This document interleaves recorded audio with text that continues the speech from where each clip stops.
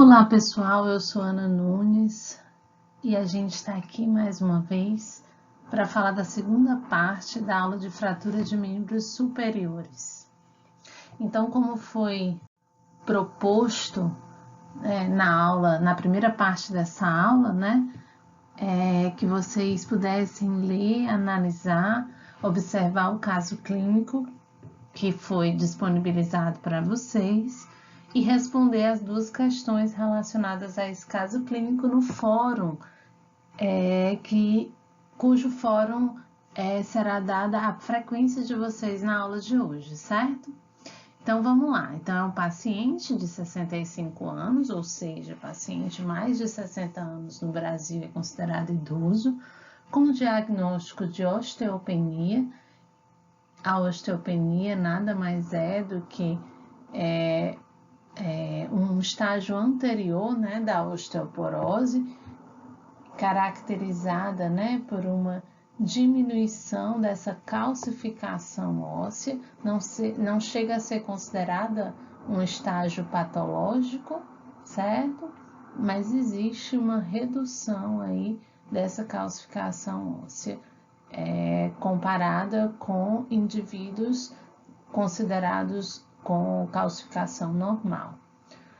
Sofreu um desequilíbrio, caiu da própria altura e que levou a um impacto no ombro direito com o chão, Apresentou dor e incapacidade para movimentar. Então, como vocês devem ter visto na aula, inicial sobre fratura, existem alguns sinais, que você pode desconfiar principalmente após um trauma, que aquele paciente pode ter tido uma fratura, A dor local é o primeiro sinal, o primeiro sintoma, na verdade, A dificuldade de realizar alguns movimentos, isso porque com a fratura, ocorre, principalmente se essa fratura não é tão impactada, ocorre, uma quebra aí do braço de alavanca. Então, possivelmente aquele paciente ele vai sentir dor para movimentar aquele segmento, certo? Pode apresentar deformidades no membro, pode apresentar edema local, pode já apresentar hematoma, Muitas vezes o hematoma ele não é imediato, certo? Mas pode apresentar também de forma imediata esse hematoma.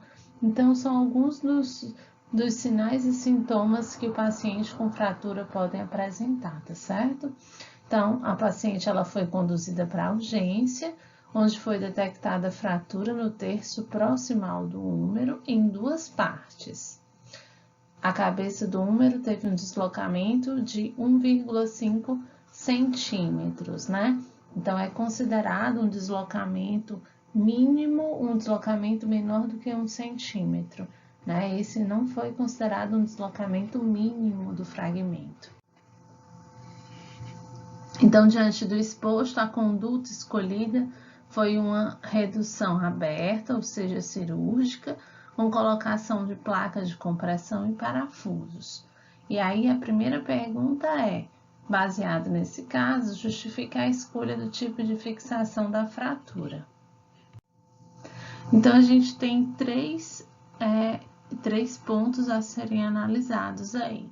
O primeiro é que o indivíduo, do caso em questão, é um indivíduo idoso, É importante também observar quem é esse idoso, não só o fato dele ter mais de 60 anos, mas quem é esse idoso, Qual o estágio de envelhecimento em que esse idoso se encontra, É um idoso robusto, e aí a gente vai ter a oportunidade de estudar um pouco mais sobre isso em gerontologia, mas se ele é um idoso robusto, um idoso que tem um envelhecimento saudável, Se é um idoso comprometido, que tem outras comorbidades, que tem algum tipo de fragilidade, tudo isso vai ser importante aí na tomada de decisão, sobre o tipo de tratamento que vai tomar. Mas de uma forma geral, o fato de ser idoso faz com que a gente tenha uma grande possibilidade de uma redução na velocidade de consolidação óssea, certo? Especialmente porque veio com um dado a mais, né? Veio dizendo que ele tem a osteopenia. E aí ele já tem essa redução de calcificação das estruturas ósseas ali envolvidas, o que dificultaria ainda mais, né, esse processo de consolidação óssea. Junto a isso, né, houve um deslocamento do fragmento da fratura maior do que 1 centímetro, o que faz esses 3 pontos colaborarem para a tomada de decisão, para que o procedimento, né, de tratamento seja um procedimento cirúrgico, certo? A segunda questão é propor objetivos de tratamento fisioterapêutico para curto, médio e longo prazo. 2 objetivos para cada fase, mais ou menos. Então, o que a gente tem aqui é um momento em que o paciente ele teve uma lesão ou que gerou uma fratura.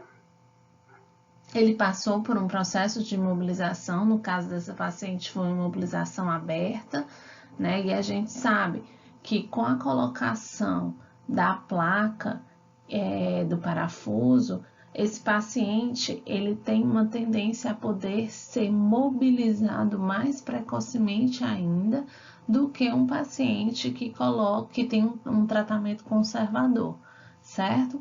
No entanto, geralmente pacientes que têm a colocação de placas e parafusos têm um suporte de peso um pouco mais retardado, certo?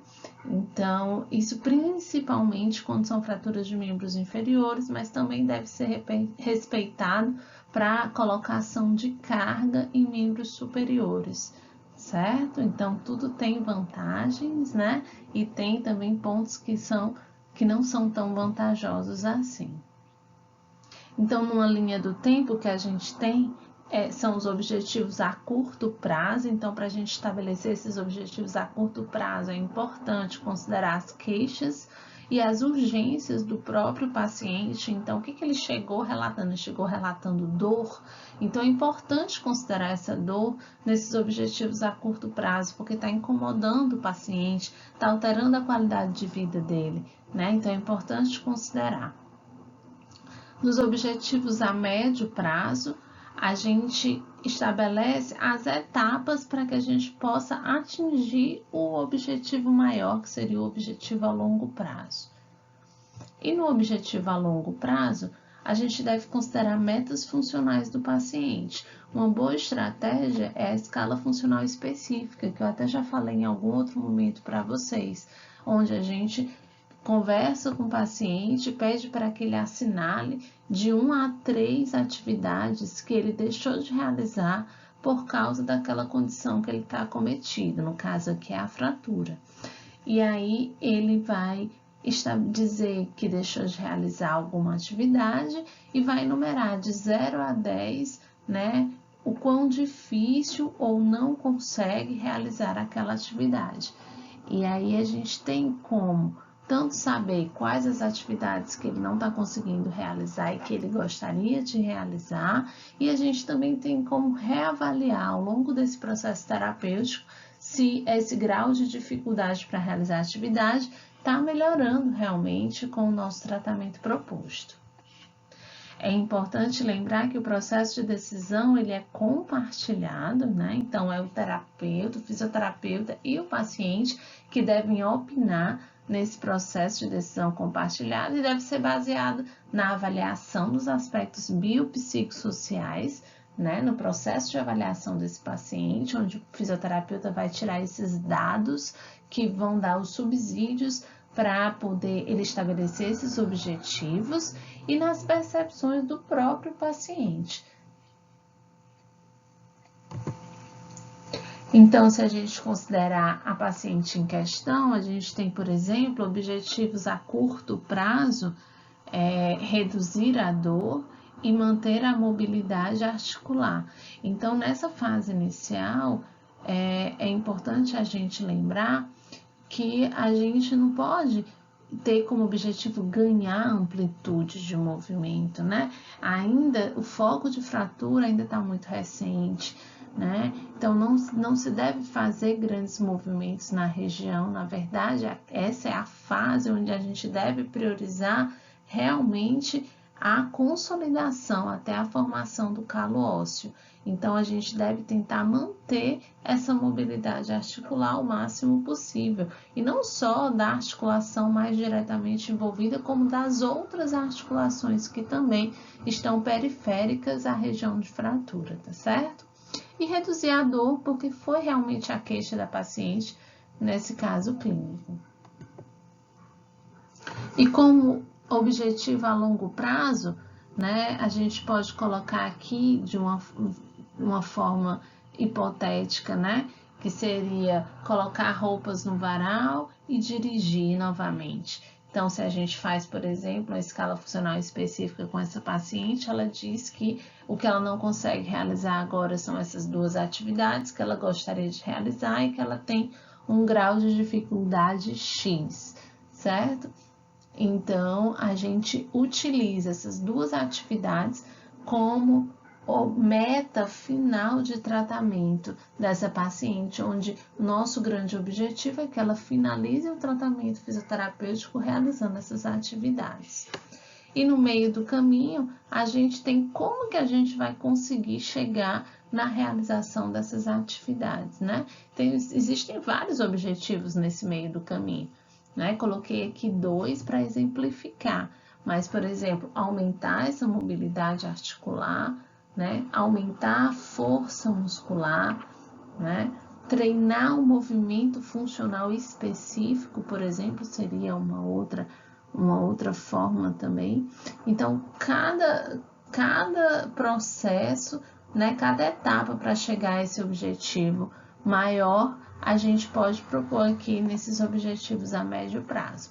Eu espero que tenha ajudado a clarificar um pouco esse processo do raciocínio clínico dentro do caso clínico, para que a gente agora possa seguir com as demais fraturas de membros superiores.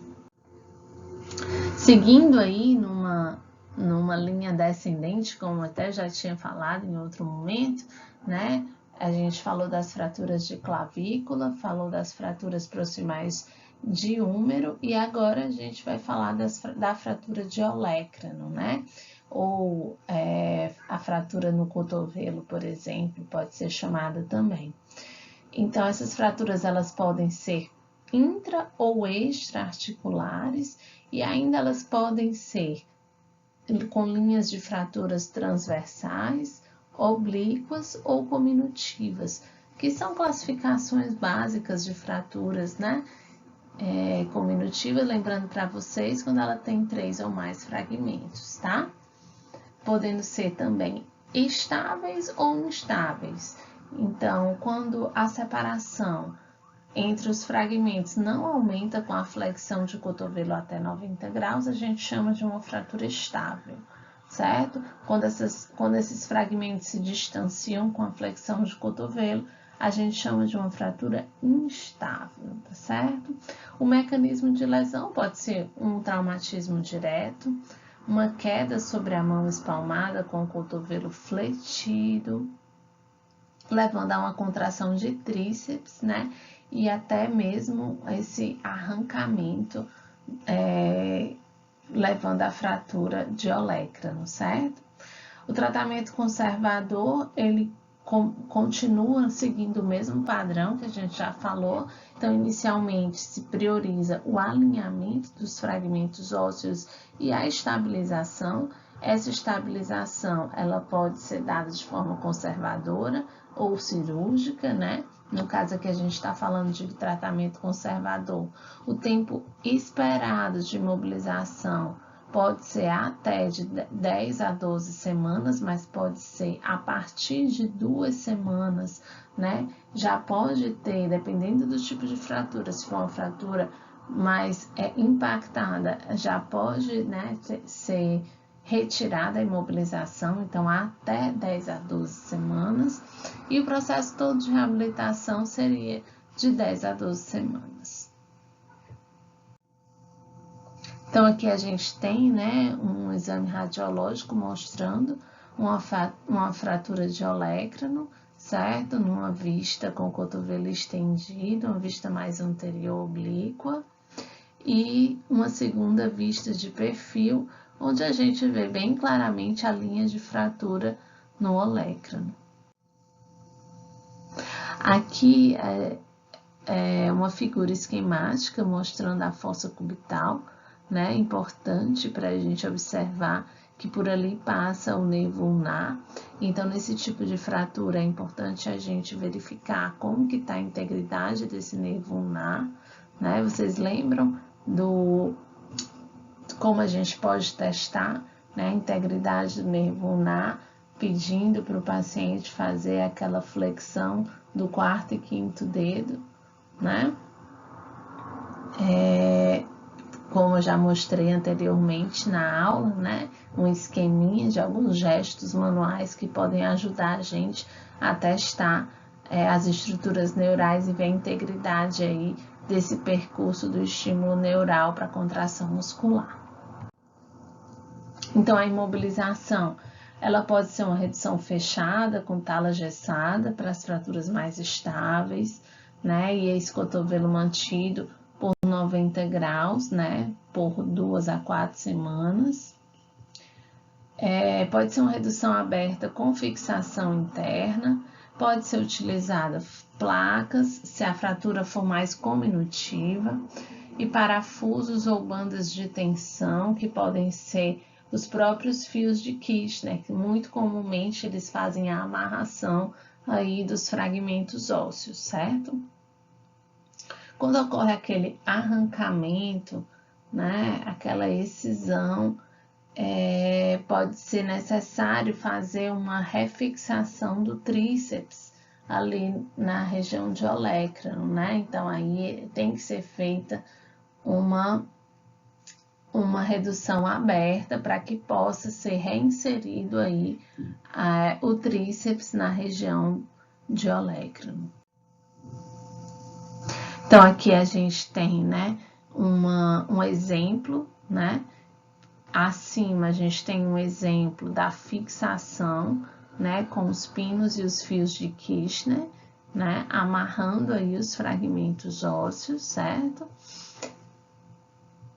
E na parte de baixo a gente tem uma fixação semelhante, mas com placa e parafusos. E as complicações, a gente tem que sempre estar atento, né? Os pacientes idosos, dificuldade de consolidação, rigidez articular, que no cotovelo é comum, né? Então, quando estiver na fase de ganho de ADM, é importante priorizar, né, a extensão completa do cotovelo, que geralmente é um movimento, né, difícil. Os últimos grauzinhos, eles são um pouco mais difíceis de ganhar, certo? Instabilidade, né, de fratura, daquele foco de fratura, então, ter lesão de estruturas ligamentares, por exemplo, pode ser uma complicação de uma fratura de olecrano, e comprometimento do nervo ulnar também é uma outra possibilidade de complicação dessa fratura de olecrano. Então, de forma imediata, a gente tem que se certificar que não tem compressão dessa fossa cubital, que o nervo ulnar está íntegro, né, que o seu trajeto está íntegro. Iniciar movimentos ativos nas articulações periféricas ao foco da fratura. Então, ombros e punho podem ser mobilizados, certo? A partir da segunda e terceira semana, a gente pode iniciar exercícios isométricos de bíceps, musculatura que envolve o punho, isotônico de dedos. E já a partir da quarta semana, a gente vai ter um início mais progressivo para o ganho de ADM, de cotovelo. Aí, se o paciente tiver com uma tala gessada, ele já vai retirar essa tala por volta, né, da segunda até a quarta semana, e vai poder ser priorizado mais esse ganho de ADM de cotovelo, fortalecimento específico de bíceps e tríceps, certo? Não vamos esquecer também que dentro desse ganho de ADM é importante a gente também lembrar da pronação e da supinação, que podem ficar comprometidas com essa imobilização. A partir da 6ª semana, a gente já vai usar a extremidade envolvida nas atividades de vida diária, então os treinos funcionais, eles estão liberados, né? Você começa a impor um pouco mais de carga para esse membro, certo? E acompanhar sempre a evolução dessa fratura, tanto com os testes clínicos quanto com os testes radiológicos. Seguindo ainda nos tipos de fraturas de membros superiores, a gente tem as fraturas de antebraço, e aí a gente tem, né, várias classificações dessas fraturas. A gente tem, por exemplo, fraturas que podem se dar classificadas pelo osso que ela vai acometer, como fraturas da diáfise de rádio, de ulna, ou ambos os ossos, certo? Elas podem ser classificadas também como fraturas de terço proximal, médio ou distal. Podem ser classificadas quanto à linha da fratura como uma linha transversal, uma linha oblíqua, em espiral, ou fraturas cominutivas, que são fraturas relacionadas ao número de fragmentos, a gente já falou em outra oportunidade. E existem algumas fraturas de antebraço que são, vamos dizer assim, as mais famosas, né? Então, como por exemplo a fratura de Montegia, que é uma luxação da cabeça do rádio, e a fratura da ulna. A gente também pode observar a de Galeazzi, que seria mais ou menos o contrário, que seria uma luxação da rádio ulnar e a fratura no rádio, né? E aí geralmente pode ser necessária intervenção cirúrgica por perda do arqueamento do rádio. E tem também a fratura de Lopresti, que é uma fratura de rádio mais proximal, com a ruptura completa da membrana interóssea, e também muitas vezes é necessária aí a intervenção cirúrgica nesse tipo de fratura, certo? Então, aqui a gente tem uma fratura de Montegia, como vocês podem ver, a luxação da cabeça do rádio e a fratura ulnar. Aqui a gente observa uma fratura de rádio, né? E dá para observar pouco, mas um pequeno distanciamento aí da rádio ulnar distal. E aqui a de Lopresti, né? Uma fixação na porção mais proximal do rádio, uma fratura mais proximal do rádio. E nesses casos também ocorre, né, uma ruptura dessa membrana interóssea, né? Vocês estão vendo aí um mecanismo, um possível mecanismo de lesão, que seria uma queda com apoio sobre o membro superior com a mão espalmada. Então, eu acabei de falar, né? Pode ser a fratura de antebraço, ela pode ser por um golpe direto, mais comum na fratura de terço médio da ulna, ou uma queda sobre a mão espalmada. E o tratamento vai seguir com o mesmo padrão de alinhamento e estabilidade, né? O alinhamento para manutenção principalmente do arco do rádio e esse espaço interósseo para que essa membrana interóssea possa se recuperar. E a estabilidade a gente vai escolher se vai ser um tratamento conservador ou se vai ser um tratamento cirúrgico. O tempo esperado de imobilização do tratamento conservador é de 4 a 12 semanas e a reabilitação pode durar de 12 até 24 semanas. Então, essa figurinha aí é só para lembrar, né, que nessa região de antebraço passam, além de muitos tendões musculares, né, passa uma série de estruturas neurais que a gente já falou sobre a grande parte delas, e estruturas vasculares.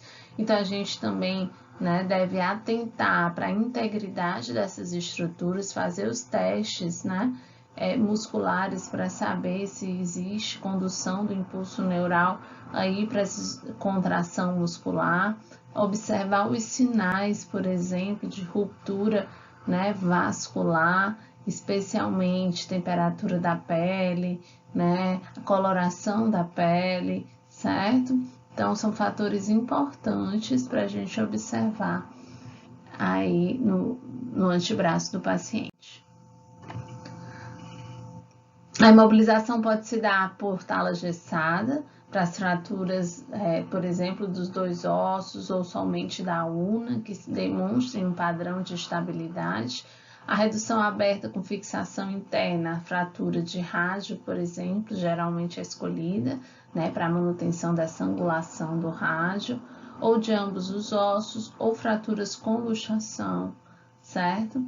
E fixação externa, se as fraturas forem expostas, né, e a gente já até comentou sobre isso.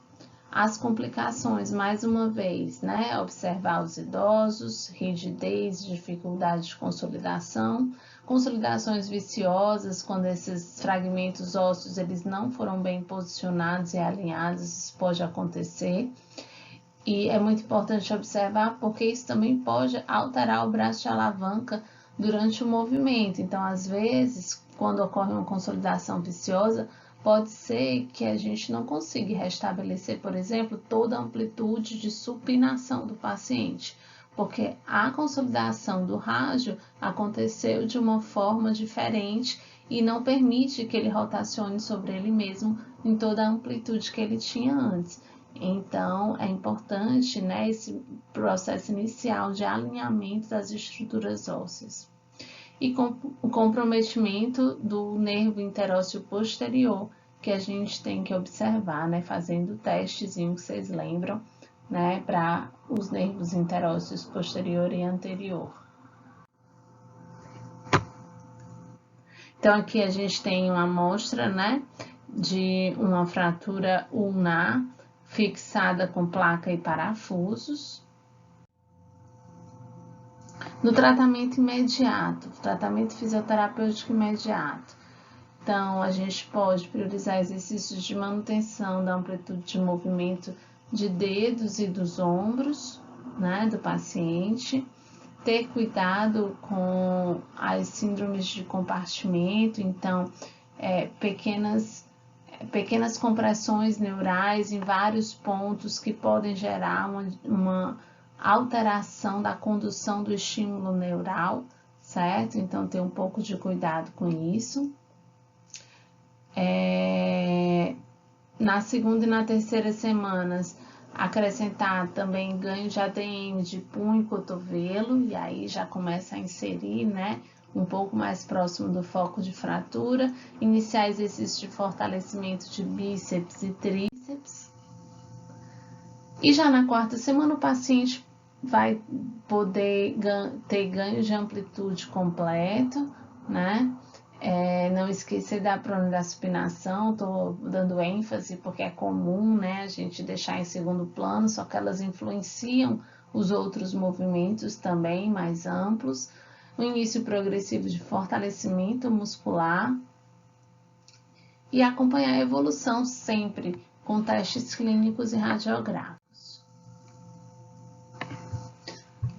Dando continuidade às fraturas, a gente tem a fratura de Colles, que também é bastante comum, né, que é uma fratura da metáfise distal do rádio, e a gente pode ver que ocorre um deslocamento posterior do fragmento distal do rádio, e aí, dependendo como ocorre esse alinhamento desse fragmento, né, esse paciente ele pode apresentar uma dificuldade de completar os últimos graus de extensão de punho, porque essa porção distal do rádio ficou um pouco mais posterior, dificultando aí esse deslizamento, né? Então, é importante também esse alinhamento no primeiro momento de imobilização dessa fratura.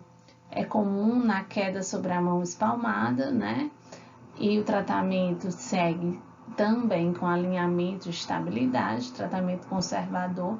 Ele pode ter aí uma imobilização, né, até 6 a 8 semanas, né? Essa imobilização geralmente ela é 4 semanas, né? Mas até 6 a 8 semanas pode ficar de imobilização e a reabilitação completa em torno de 12 semanas.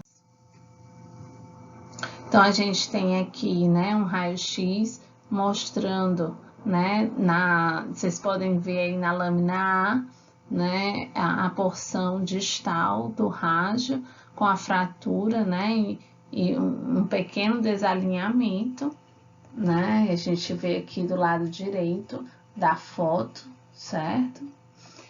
A linha de fratura a gente consegue observar na figura do meio também, né, um pouco mais alinhada, tá certo?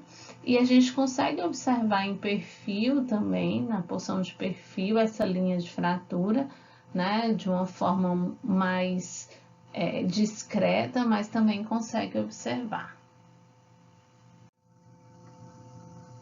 É importante lembrar que nessa região anterior, né, do punho, a gente tem o túnel do carpo, né, onde passam os diversos ligamentos flexores dos dedos, certo? E também passa o nervo mediano. Então, é importante a gente priorizar pela integridade dessas estruturas, né? E um processo inflamatório, uma fratura, né? Dependendo como seja, esses fragmentos podem gerar, né, lesões em estruturas moles adjacentes. Então, a gente tem que manter, né, o teste, principalmente do nervo mediano, né, e observar também sinais vasculares na região. Aqui também na região posterior, né, lembrar que passam aí todos os tendões extensores dos dedos, né, que são bem importantes, né, e como o fragmento distal do rádio se desloca posteriormente, também a gente tem que ter cuidado com essas estruturas posteriores. A imobilização por tala gessada é bem comum para as fraturas que têm um pequeno deslocamento, né, ou sem deslocamento. A redução aberta e fixação interna para as fraturas articulares com deslocamentos e o fixador externo para as fraturas cominutivas abertas, certo? Quando necessário.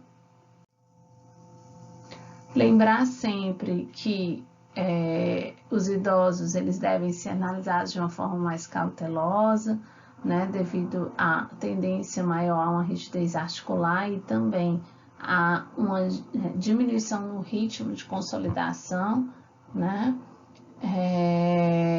observar, né, e atentar sempre para possíveis rupturas de extensor longo do polegar, certo? Então, observar o aspecto da pele do tendão, aliás, desculpa, né? Observar o aspecto da pele, né? Dessas estruturas, principalmente do primeiro dedo, né? Uma isquemia desse tendão devido ao edema e a aderências nos compartimentos extensor e flexor devem ser observados. Também observar a possibilidade de síndrome do túnel do carpo, e a gente falou sobre o trajeto desse nervo mediano, né, no túnel do carpo, e a possibilidade de lesão dessas estruturas, e até mesmo um processo inflamatório, aumento de edema e compressão desse nervo ali a nível do túnel do carpo deve ser observado. E lacerações de tendões ou lacerações neurovasculares, que a gente também já mencionou, que a gente deve estar sempre observando. Como que a gente observa? Fazendo os testes clínicos, né? Testando o movimento, né? Cujos músculos são responsáveis e que para isso precisa do envio, né, da informação neural. É assim que a gente faz o teste. Além de observar o aspecto da pele, a presença de edema de uma forma mais exacerbada, a presença, por exemplo, de hematomas, né, muito contundentes. Então, tudo isso deve ser observado e registrado nesse paciente, certo?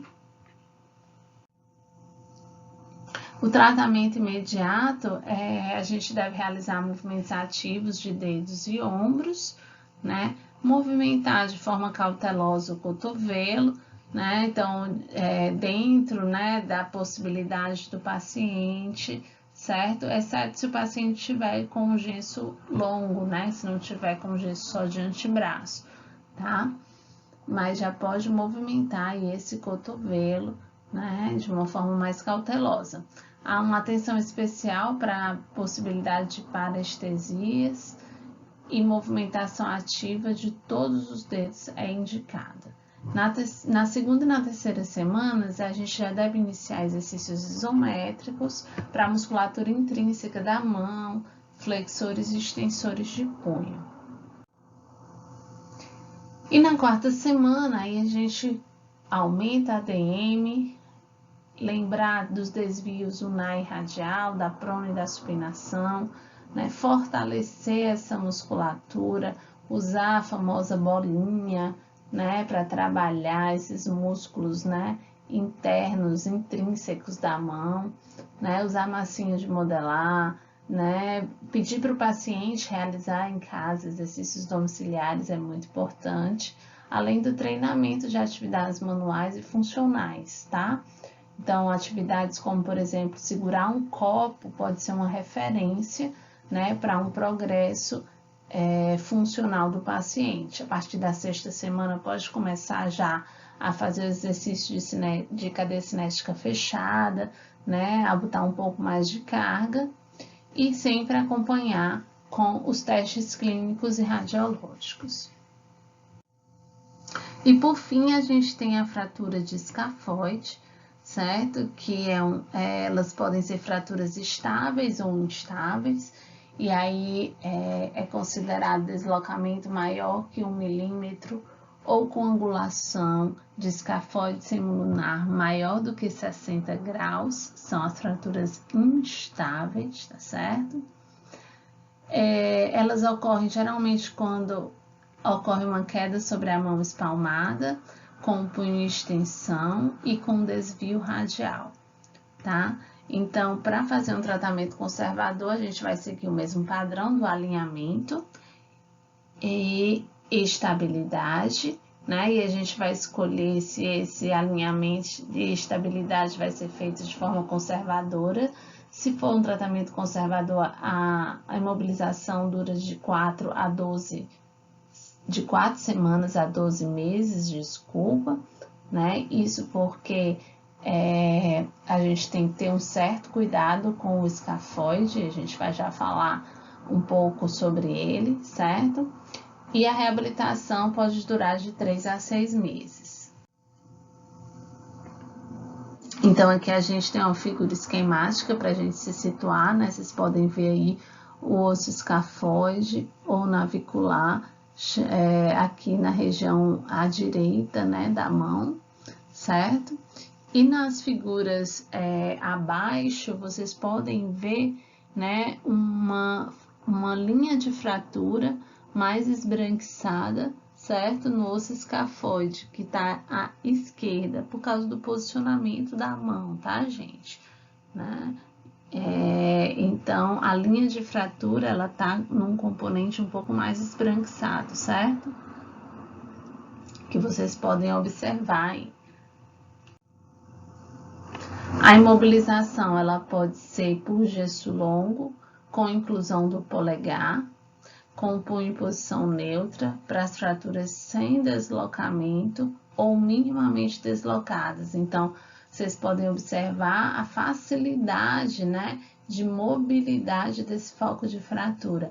Mesmo sendo, né, um osso tão pequeno, ele precisa de um tipo de mobilização com gesso longo para garantir essa imobilidade desse foco de fratura. A redução aberta e fixação interna pode ser feita com parafuso de compressão, que é chamado de Herbert, para as fraturas que têm algum deslocamento.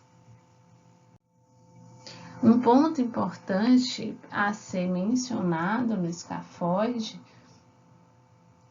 que a gente pode observar aqui na figura da esquerda, é que a vascularização desse escafoide, ela se dá de forma semelhante à vascularização da cabeça humeral. O que eu quero dizer com isso? Eu quero dizer que a artéria, ela segue distalmente, sem inervar o escafoide, e um ramo dessa artéria retorna ao escafoide, né, para inervar a estrutura. Então, uma fratura de escafoide, né, na região medial de escafoide, mas na região proximal do escafoide, pode gerar uma ruptura desse ramo da artéria e uma dificuldade de vascularização aí da estrutura do escafoide. Então, pode existir, né, a possibilidade de uma necrose avascular desse escafoide, certo? Nessa figura da direita, a gente tem uma representação de uma fixação interna com parafuso do osso escafoide. Então, as complicações seriam a necrose avascular, né? Então, a artéria radial é aquela artéria maior que vai ter aí a ramificação de distal para proximal para poder vascularizar aí o escafoide. Um retardo de consolidação, já por essa dificuldade também vascular, isso pode gerar um retardo de consolidação, certo? E uma certa instabilidade do foco de fratura também.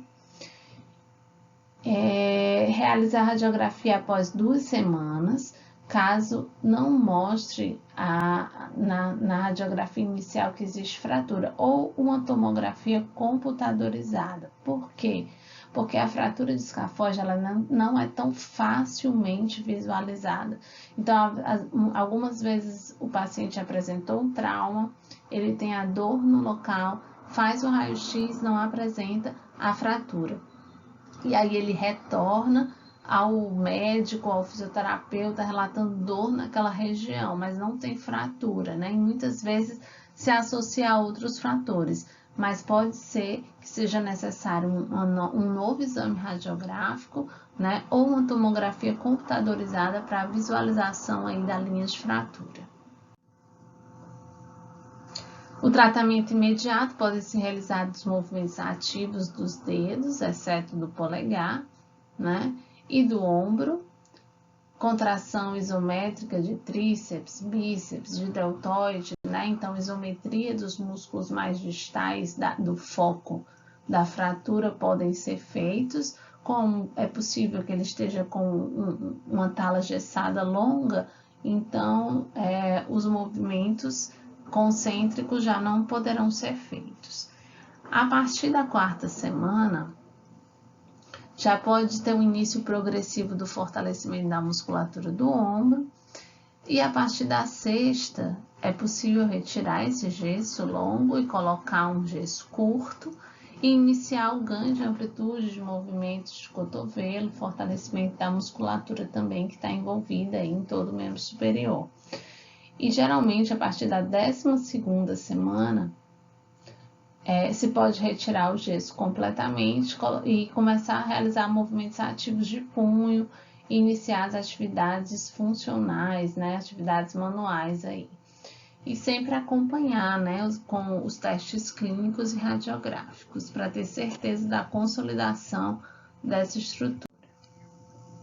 Então aqui eu trouxe para vocês, por exemplo, para a gente ir finalizando, um estudo, né, de 2012, se eu não me engano, que ele vai falar que o exercício ele reduz os prejuízos e melhora a atividade em pessoas após algumas fraturas de membros superiores. É uma revisão sistemática. Então, o que ele diz nesse estudo? O que ele mostra através da análise de 14 ensaios clínicos, né? Ele diz que existe evidência que o exercício e o aconselhamento, comparado a nenhuma intervenção, reduz a dor e melhora a atividade de membros superiores a curto prazo após uma fratura distal de rádio, certo? Que começar exercícios, né, de uma forma mais precoce após o tratamento conservador de fraturas proximais de húmero podem reduzir a dor e melhorar a atividade do ombro, e que a fisioterapia, que inclui esses supervisionados e exercícios em domicílio, melhora os movimentos de punho após a fratura radial distal, quando comparada com os exercícios domiciliares sozinhos. Então, essa foi a conclusão desse estudo. Então, ele indica a realização da terapia por exercícios e que ela seja realizada de uma forma mais precocemente possível quando existem fraturas de membros superiores. Aqui eu trouxe 2 exemplos dos 14 estudos, eu trouxe 2 exemplos, né, de intervenções realizadas, né, nos estudos considerados nessa revisão sistemática. Então, no primeiro estudo de 2007 foi considerado aconselhamento e um programa de exercícios, tanto com exercícios supervisionados como exercícios em domicílio, certo? A imobilização foi de forma conservadora por 2 semanas e então foi iniciados os exercícios após esse prazo de forma progressiva de 2 em 2 semanas até 12 semanas. Então esse foi o primeiro protocolo de exercício. Então exercícios tanto domiciliares quanto exercícios supervisionados por um profissional e também aconselhamentos. No segundo estudo, de 2009, ele propõe um programa de exercícios também supervisionados por profissional e exercícios domiciliares, aconselhamento, outras intervenções, a critério aqui do fisioterapeuta, e começou 1 semana, né, após a imobilização, certo? Então, só para a gente ter uma... E durou durante 6 semanas. Então, só para a gente ter uma noção que o padrão do programa de exercícios, né, são exercícios multimodais, é importante a gente dizer isso, que ele não descreve os exercícios, né, mas se a gente for mais a fundo nessa literatura, são exercícios multimodais, né, exercícios que trabalham, o que é multimodal? Trabalham força, trabalham amplitude de movimento, né? Como a gente já falou anteriormente no processo de tratamento fisioterapêutico que a gente propôs, tá certo?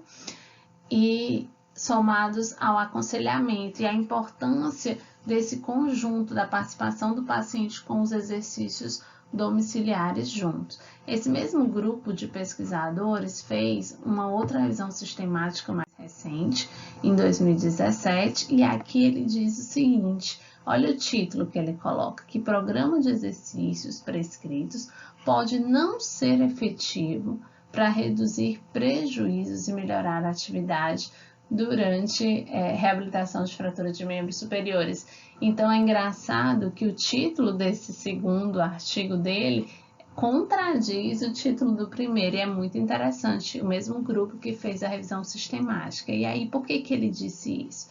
Primeiro, é importante a gente dizer que existem evidências insuficientes para poder tirar conclusões sobre a eficácia, a efetividade desses exercícios no processo de reabilitação dos pacientes com fraturas de membros superiores. Então, a gente precisa melhorar e aumentar o número, né, de publicações nesse sentido e a qualidade dessas publicações. Então, ele diz que de 3 ensaios clínicos que foram analisados, nenhum suportou ou refutou a efetividade da terapia de exercícios domiciliares quando comparada com exercícios supervisionados, certo? Então, nenhum deles mostrou superioridade dessas terapias ou da terapia que incluía exercícios seguindo a uma fratura de húmero proximal ou distal de rádio. Então, não se tem superioridade sobre essas possibilidades de exercícios, tá? Tanto supervisionado quanto os exercícios domiciliares ou qualquer outro tipo de terapia que envolva exercícios. Ele também diz que existem evidências insuficientes em 3 ensaios clínicos que suportam ou que refutam a efetividade da terapia por exercício quando comparada ao aconselhamento sem exercícios nas fraturas de rádio distal. Então, ele também diz que não tem como a gente saber se o exercício realmente está fazendo a diferença aí quando comparado só com aconselhamento, certo? Mas ele disse que consegue sim ter uma evidência moderada em 5 ensaios clínicos que vão suportar o início precoce, né, dos exercícios, da terapia por exercício, da fisioterapia, reduzindo aí esse tempo de imobilização, melhorando a atividade durante a reabilitação dos membros superiores, comparado com o início de exercício e mobilização tardio. Então, resumindo nessa revisão sistemática, o que ele diz é que a gente não tem como dizer se o exercício é superior, né, o exercício supervisionado é superior ao exercício domiciliar, se o exercício supervisionado é superior ao aconselhamento, mas a gente tem evidência moderada de que é importante começar uma terapia com exercícios e mobilização de forma precoce, para reduzir aí o tempo de imobilização e também melhorar a atividade do membro superior do paciente, né? Então, gente, eu espero que a gente tenha podido conversar bastante sobre fraturas de membros superiores, né? Um assunto relativamente extenso. Eu escolhi as fraturas mais comuns para a gente comentar, né? E eu realmente espero encontrar vocês em outros momentos e que vocês possam deixar lá a resolução do caso clínico no fórum. Até mais!